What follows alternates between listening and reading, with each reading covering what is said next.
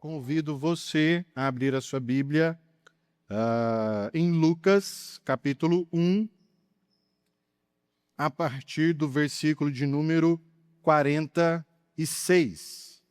Evangelho, segundo Lucas relatou, capítulo 1, versículo de número 46, a gente vai até o 55.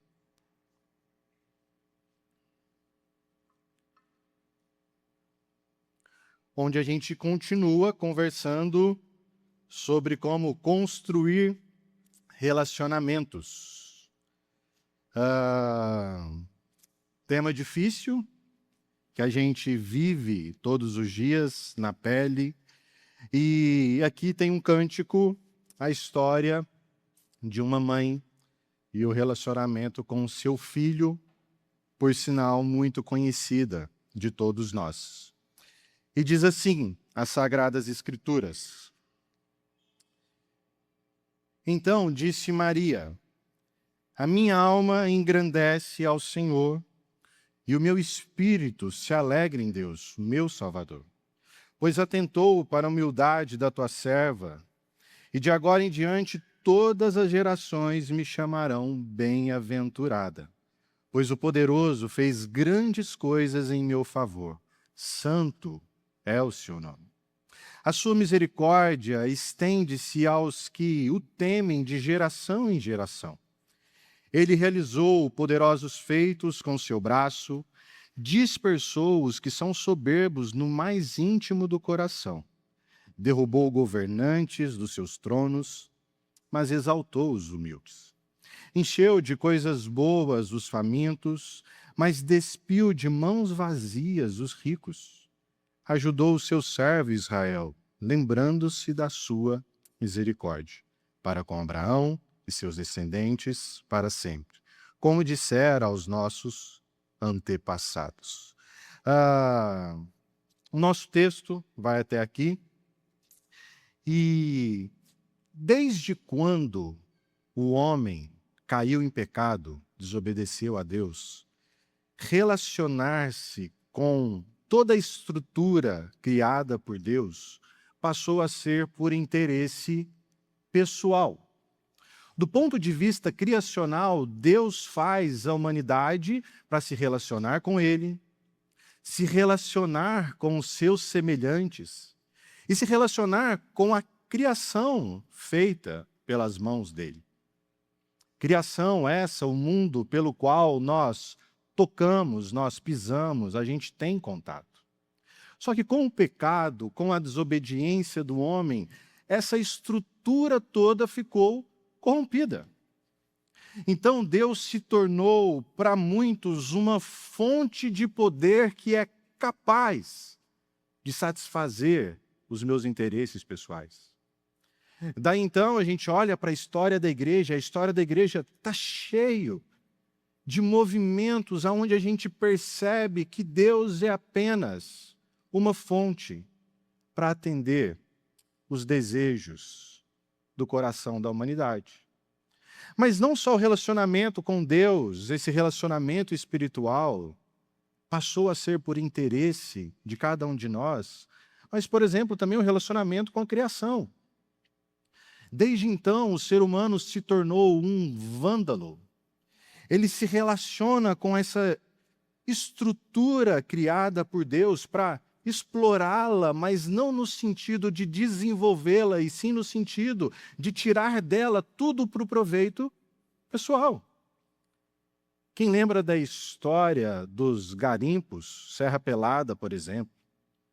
Até hoje tem pessoa naquela região tentando explorar a natureza para a riqueza pessoal.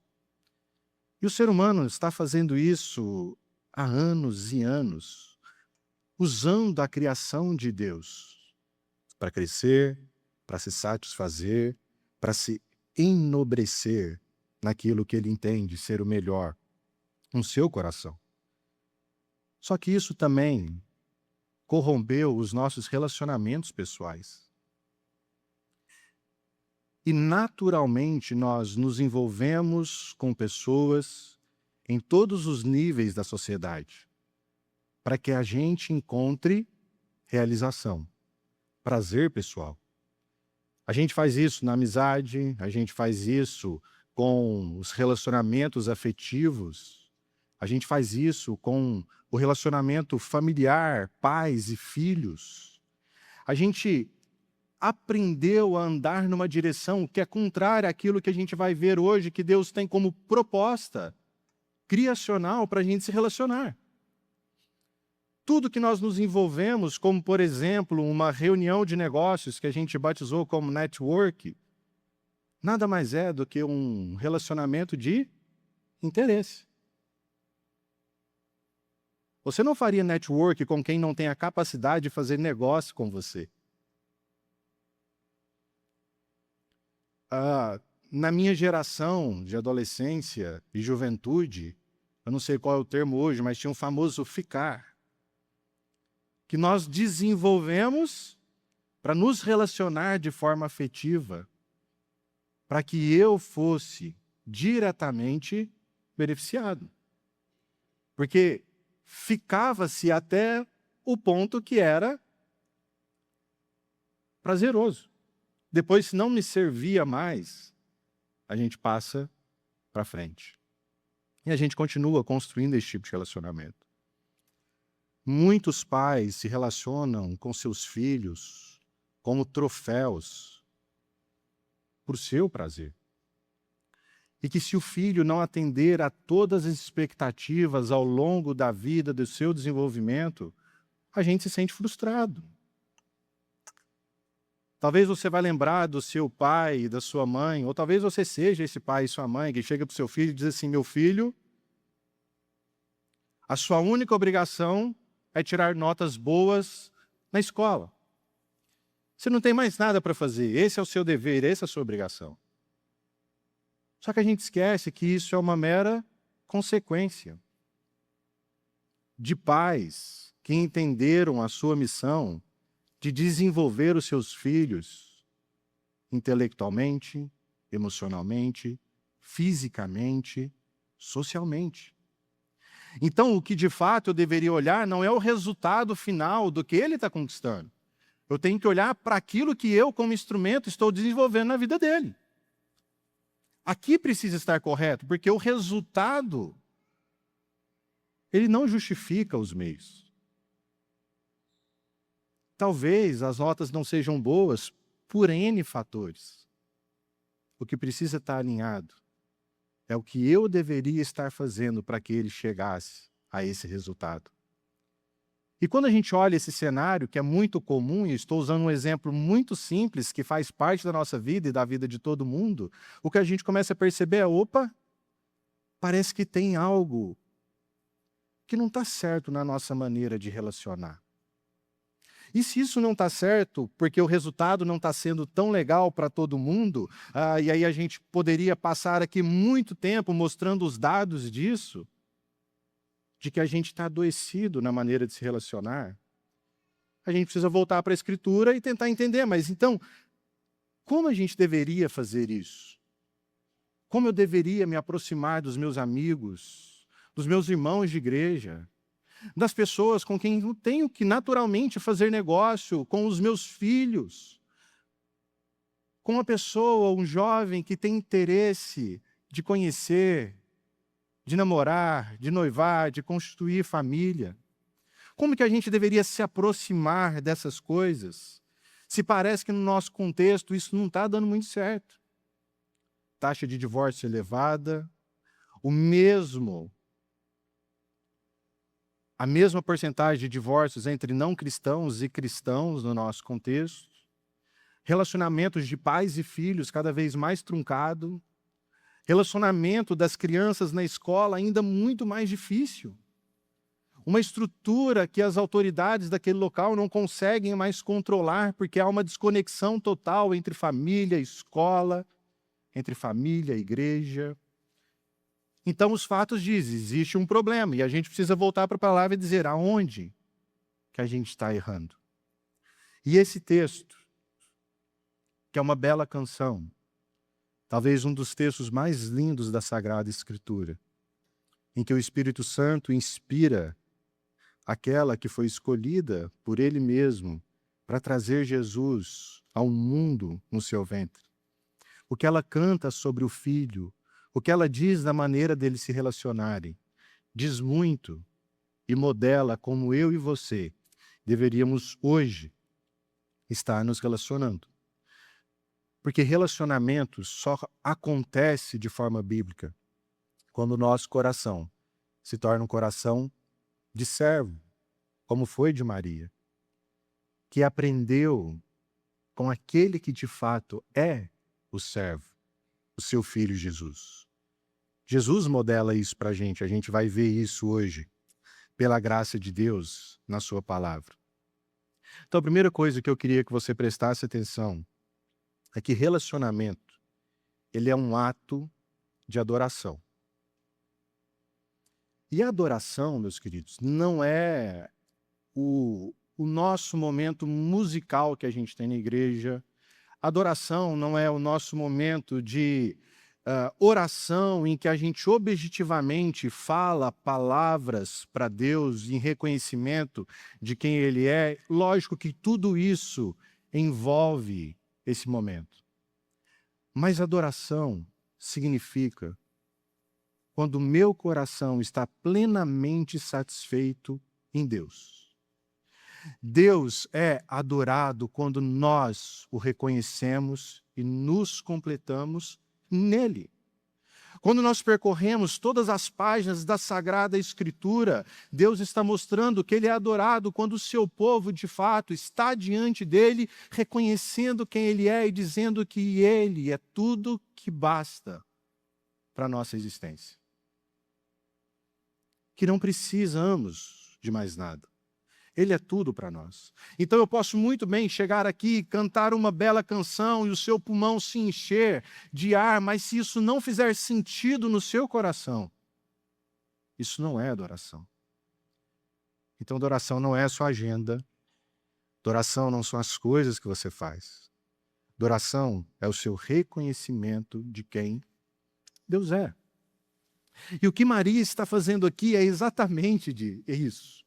Quando Jesus está sendo gerado dentro dela, ela está dizendo: a minha alma engrandece ao Senhor, e o meu espírito se alegra em Deus, o meu Salvador. Pois atentou para a humildade da tua serva, e de agora em diante todas as gerações me chamarão bem-aventurada, pois o poderoso fez grandes coisas em meu favor.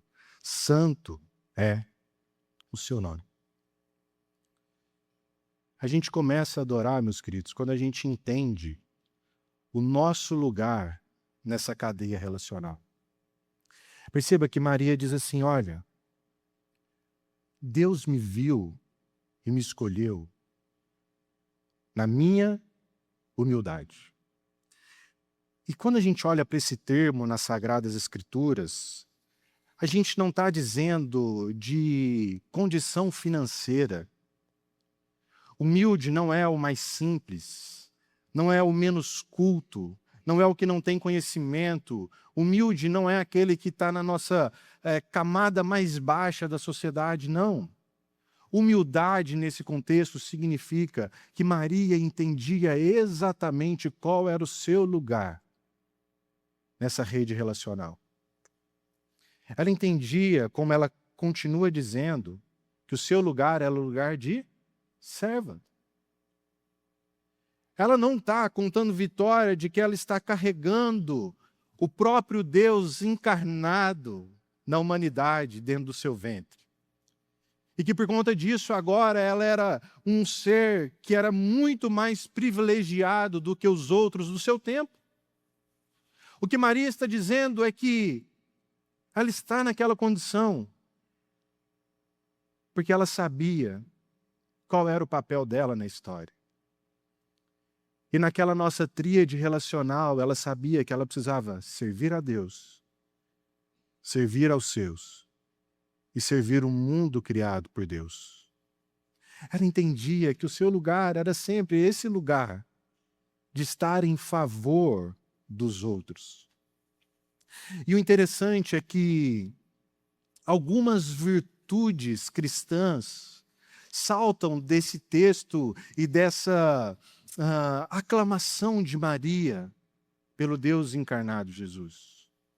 E uma das primeiras virtudes é obediência. Porque se você olha para a história, é um tanto quanto incompreensivo o que é proposto para a própria Maria sobre o que iria acontecer com a vida dela.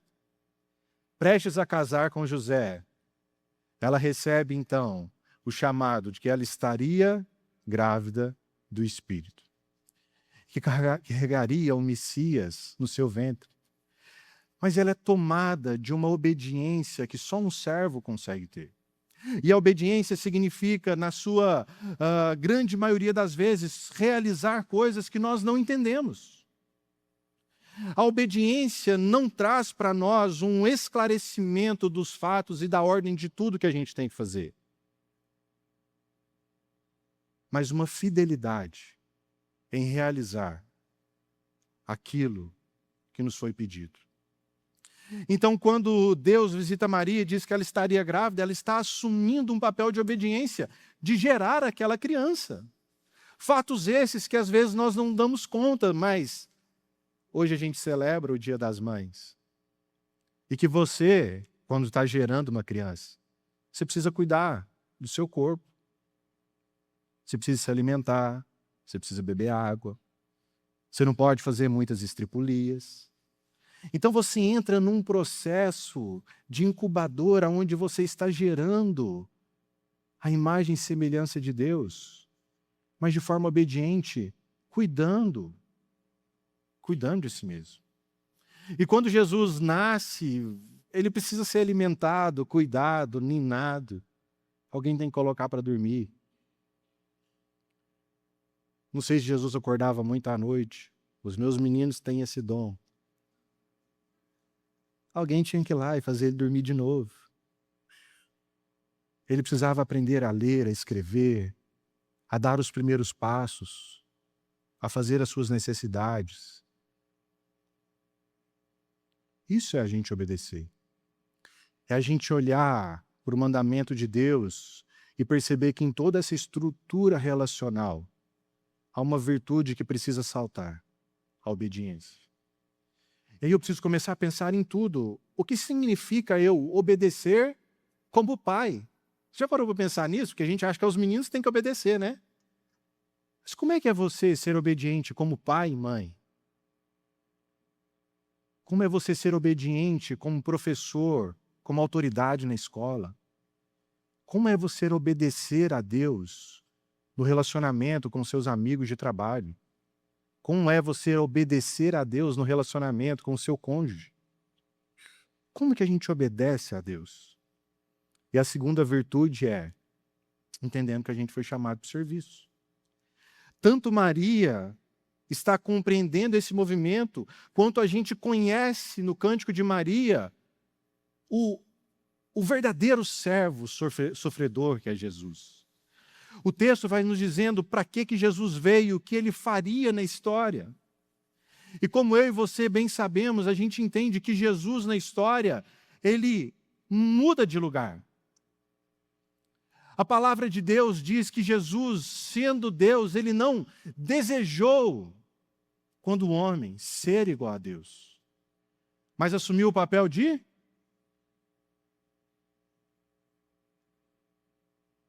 Jesus inverteu a ordem dos lugares.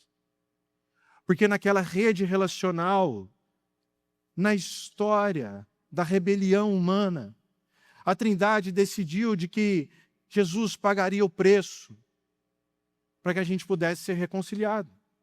Para que os relacionamentos tivessem uma estrutura, para que eles acontecessem no modelo que Deus criou para ser. Para que não houvesse mais pecado no mundo. E Jesus assume esse lugar. Então Jesus passa a servir Deus Pai.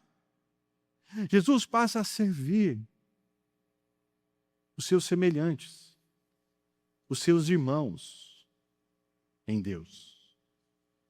E serviço esse que nós sabemos que leva Jesus à morte e morte de cruz. Então a gente precisa de obediência para relacionar, do coração de servo.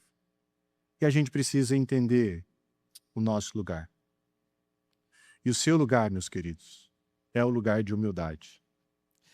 E aí, a gente começa a correr um grande risco quando a gente está se relacionando no lugar que a gente não deveria estar. E Jesus, Maria diz nesse texto sobre Jesus, que ele dispersou aqueles que eram soberbos. E a soberba é exatamente o contrário da humildade.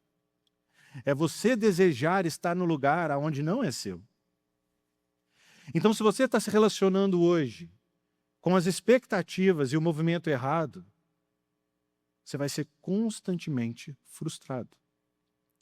E a gente entra numa onda de que parece que a gente merece o cuidado das pessoas, o amor dos filhos.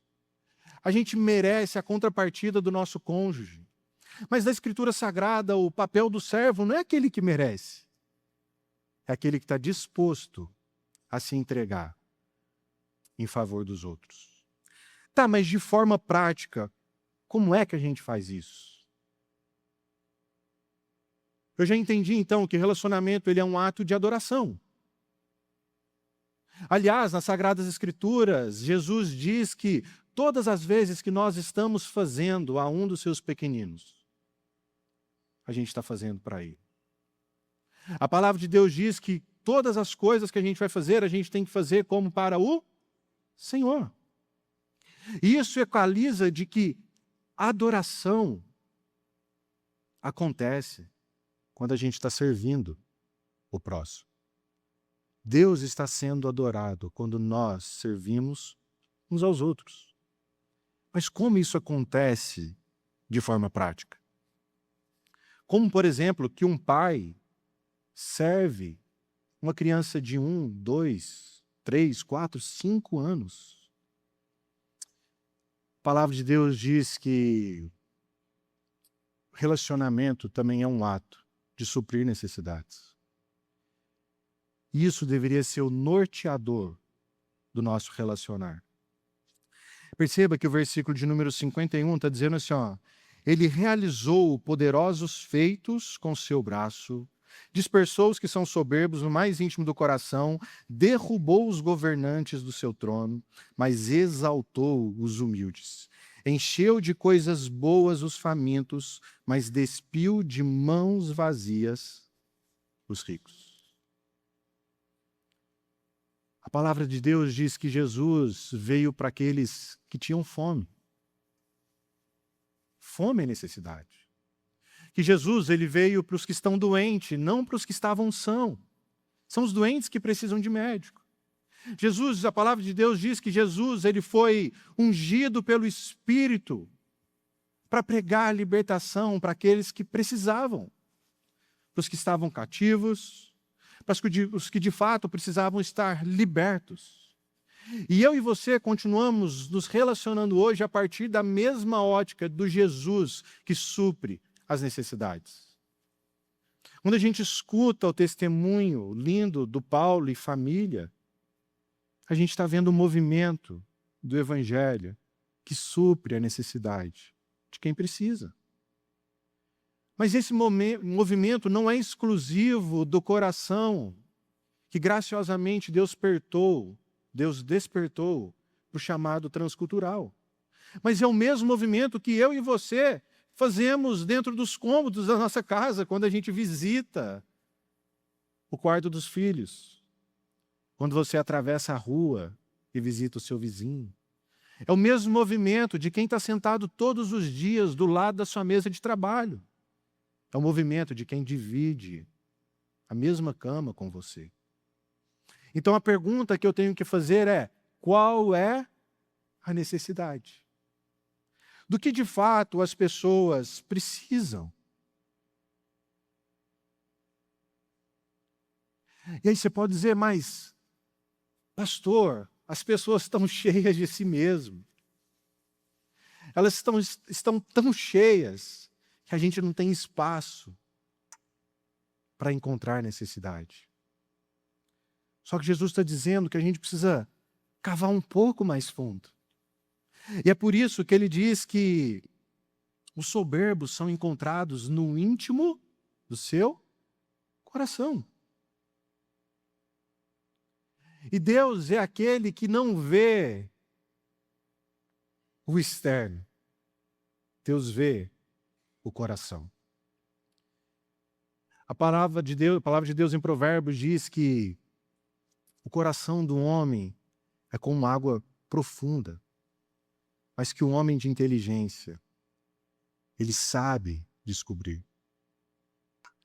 A palavra de Deus diz que a gente pode orar para que Ele mesmo nos ajude a sondar o nosso próprio coração.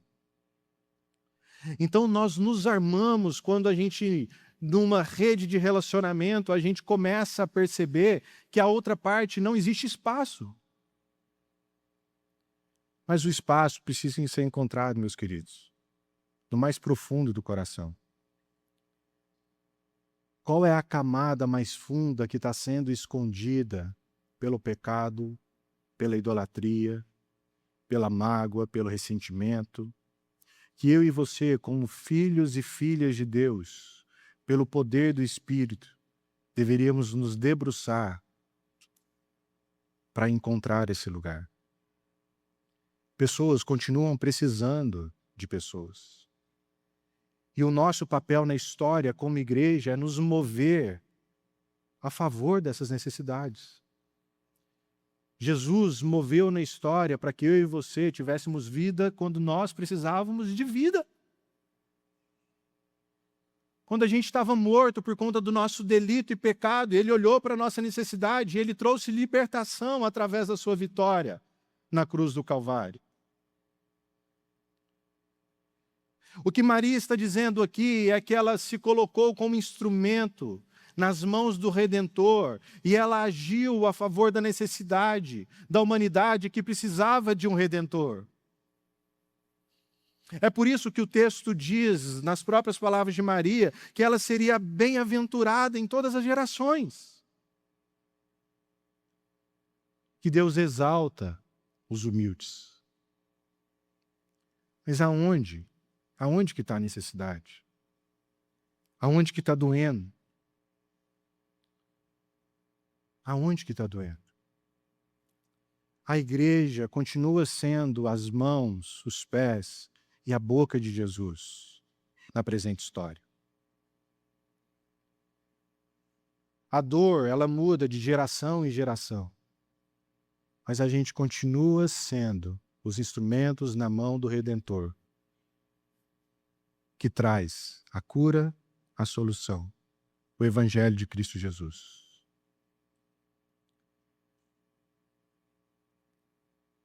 E a gente, na maioria das vezes, não leva em consideração que há o poder do Espírito de Deus derramado quando a sua igreja se relaciona dessa maneira. Eu acho que todo profissional, toda ciência, tudo que é feito para a glória de Deus encontra o seu papel na história. Mas a nossa geração, ela está aprendendo a curar as suas feridas relacionais na terapia, nos remédios, na fuga. E, meu querido, isso não vai dar certo. Isso não vai funcionar. Porque a gente está tratando simplesmente a camada da superfície. A gente está resolvendo estruturas, fazendo compromissos, realinhando a agenda para que a gente possa se relacionar melhor. Mas relacionamento não é sobre tempo. Relacionamento não é sobre agenda. Relacionamento não é sobre o que eu deveria dizer, como dizer, a altura do som das minhas palavras. Relacionamento se cura quando há disposição no coração de servir. E servir, meu querido, à luz de Jesus, é servir de forma sacrificial. Então não diga para o seu filho que a única obrigação dele é tirar notas boas. Mas o sirva de maneira sacrificial, que ele tenha todos os instrumentos para tirar notas boas, ainda que ele não consiga. Não rompa o relacionamento com seu colega de trabalho do lado, que está nesse momento da história puxando seu tapete. Porque se você cavar um pouco mais fundo, você vai perceber que em casa as coisas para ele não tá tão legal. A conta não está fechando, a harmonia não existe onde ele está. Todo lugar onde não há paz de Jesus, há guerra. E talvez na maioria dos seus relacionamentos hoje você está enfrentando a guerra. Mas o nosso coração precisa se voltar para o lugar aonde Deus nos chamou para estar. E o lugar é o lugar de servo. E eu preciso começar a perguntar qual é a necessidade da minha geração. Por que as pessoas estão se relacionando mal? Por que os nossos filhos têm dificuldade de se relacionar? Porque o vilão é a internet, o celular. Sim, são instrumentos que atrapalham tudo. Mas você pode criar a melhor agenda, a melhor estrutura, ele usar somente tantos minutos por semana, por dia, criar as coisas. Que enquanto o coração do seu lar não for o coração de serviço, isso não vai resolver os problemas. Mas por último lugar, a gente vai ver nesse texto que relacionamento é um ato de eternidade. Lembra que lá no começo a gente viu que a humanidade, quando pecou, os relacionamentos ficaram corrompidos e a gente passou então a relacionar por interesse pessoal? Quando a gente olha para o Cântico de Maria, a gente percebe que cada movimento é totalmente contrário do que a humanidade está construindo. Porque a gente se relaciona para resolver os problemas do tempo. A gente se relaciona para que tudo seja curado agora. A gente se relaciona para que a gente sinta esse prazer momentâneo de poder dizer: as coisas deram certo. E talvez isso tenha um nome na nossa geração, que é hedonismo. A busca pelo prazer incessante, a qualquer custo, a todo momento. E a gente esquece que a gente está no fluxo da história criada por Deus, que é eterna, que dura para sempre. E eu preciso aprender a relacionar um pouco melhor com o tempo e aliar as minhas expectativas a isso. Porque Deus não nos dá a promessa de que, nesse tempo da história, todas as coisas seriam perfeitas. Porque o pecado ainda circunda no nosso meio. E o que deu certo na segunda pode ser quebrado na terça. Isso deveria te decepcionar somente por conta de um motivo, que é a dor de perceber que o pecado ainda corrompe a criação de Deus. Mas isso não deveria tirar a sua esperança. Porque se o seu coração for tomado de um senso de que nós nos relacionamos para a eternidade, tudo muda. Porque a eternidade significa o tempo proposto por Deus, aonde Ele vai alcançar o coração e redimir a vida dos seus filhos. E se eu começo a tratar as pessoas como pessoas que vão então adentrar a eternidade, eu percebo que o fator tempo ele já não é tão mais fundamental para resolver aquele problema. E que se eu for tomado de obediência, de humildade, de serviço, eu posso ir construindo à luz daquilo que o Evangelho me orienta.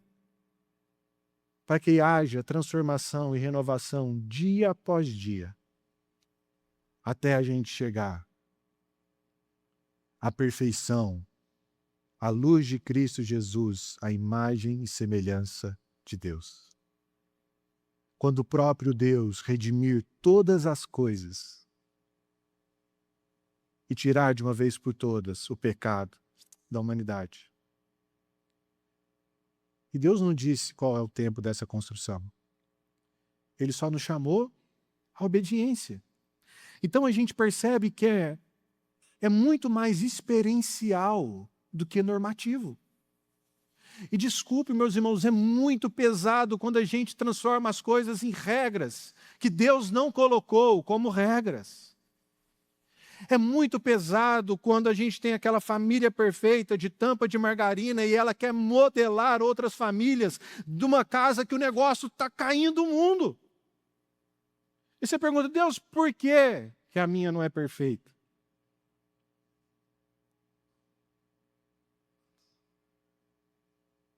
Na verdade, Deus não está te chamando para modelar uma família perfeita.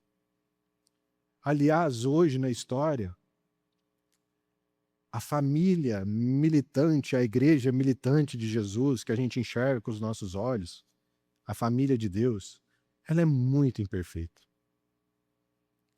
Esse que vos fala é muito imperfeito. Vocês que estão sentados aí são muito imperfeitos. O único perfeito, sem pecado, eterno, é Jesus Cristo de Nazaré. E a nossa confiança, a nossa esperança tem que estar exatamente nessa promessa dele, que ele diz, olha, ele ajudou o seu servo Israel, lembrando-se da sua misericórdia, que começou lá em Abraão e vai para todos os seus descendentes. No final das contas, quem está realizando é Deus. Quem está reestruturando os seus relacionamentos é o próprio Deus da promessa. Quem está cuidando dos seus conflitos, da guerra entre pessoas, da guerra da humanidade contra o próprio Deus, da guerra do homem contra a criação, é o próprio Deus da aliança. E Jesus Cristo se torna, através da obediência de Maria, a materialização de que Deus está redimindo todas as coisas. E Deus está reconciliando consigo todas as coisas. Então, meu querido, se você entende esse movimento que Deus está fazendo na história, se o seu coração se torna um coração de servo, se você aprende que relacionar é um ato de adoração, se você aprende a procurar as necessidades e saber que isso precisa durar para a eternidade, eu queria te convidar, de fato, a ter fé que Deus vai restaurar o que precisa ser restaurado na sua história. Deus vai trazer perdão aonde precisa ter perdão. Deus vai converter o coração dos pais aos filhos, dos filhos ao pai. Deus vai resolver as pendengas dos seus amigos de trabalho, do seu casamento. A única coisa que Ele te chama para fazer é: entenda o seu lugar e obedeça. Seja fiel. Sirva as pessoas. Pergunte como, de fato, você pode atender a necessidade daqueles que Deus colocou na sua história para que você pudesse relacionar. Encontre o seu prazer em Deus. Adore a Deus. Ele é o único objeto de adoração da nossa existência. Sirva as pessoas para que Deus seja adorado. Para que Deus seja adorado. E assim a gente encontra paz no nosso coração. Deus te abençoe muito.